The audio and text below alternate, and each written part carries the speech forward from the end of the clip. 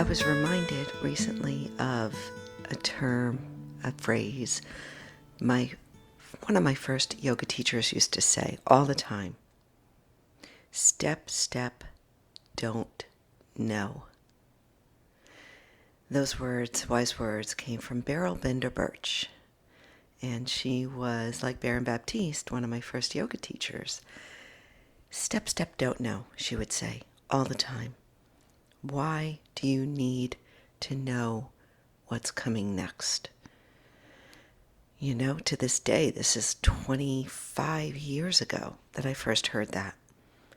And I still remind myself, why do you need to know? You can't possibly know what's going to happen.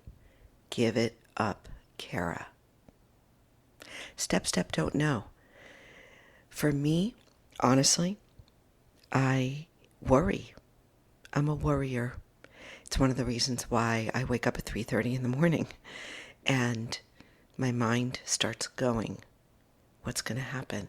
How is this going to turn out? I've got a lot of uncertainty in my life right now, and I'm sure you do as well. And that is basically the only thing that we can be certain of, is being uncertain of the future. I mean, let's face it, nobody could have ever predicted COVID, a quarantine, a pandemic, completely changing our lives on a dime, wearing masks. I mean, we could never have predicted it. So why do we feel the need to have to predict everything? I'm just asking that question because, believe me, I am right there with you. Pema Chodron, one of my favorite meditation teachers, she talks about uncertainty all the time. She says becoming friends with uncertainty is part of the spiritual path. She says that becoming friends with the uncertainty is part of the spiritual path. We can't possibly have all of our ducks in a row and know exactly what's going to happen in the next moment, in the next hour, in the next day, in the next year. So for me, I will be honest with you, knowing those things that roll around in my mind that cause me to worry, and just naming them is really helpful, because I can recognize this is where I worry, this is where I'm trying to predict the future, and this is where I have to let go because I have no idea. So for me, it is around my children, my girls. And my girls are in their mid-20s. I mean, they are in flux big time. I have no idea where they're going to live, where they're going to end up. I have no idea who they're going to partner with, if they're going to partner. I have no idea if they're going to have children, if I'm going to be a grandmother. I have no idea. Yet those concerns roll around in my mind at 3:30 in the morning. And so I have to remind myself to give it up. Step, step, don't know. Remind yourself all you can do is take the next step forward in life. You can't possibly know how everything is going to turn out.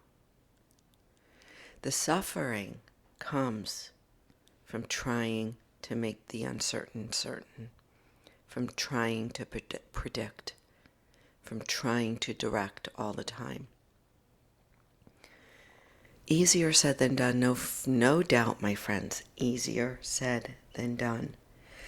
The other things that make me roll this stuff around or worry is the fact that we don't have a home. We are house free.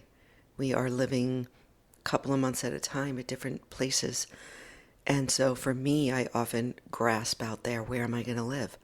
Where's my community going to be? What's going to happen? I mean, that's a big deal. I mean, That's a big deal to not know where you're going to live.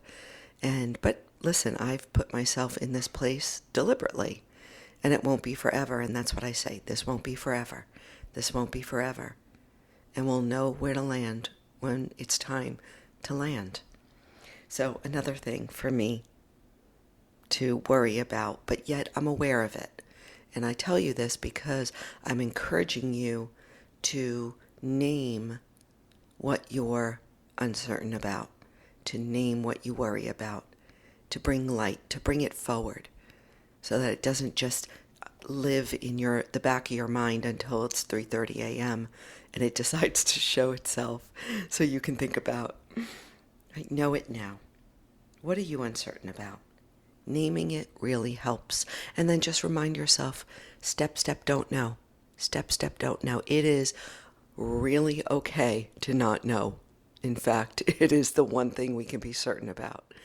We have no idea what's going to happen next. I hope this was helpful. I hope a little bit of my internal dialogue is helpful to bring forth yours and to bring it up and out so that we can work with it. This is the path of awakening. This is the path of really living intentionally and deliberately and with peace and with ease. Most of the time, at least. All right, I'm out of time today. Have a fantastic one, my friend.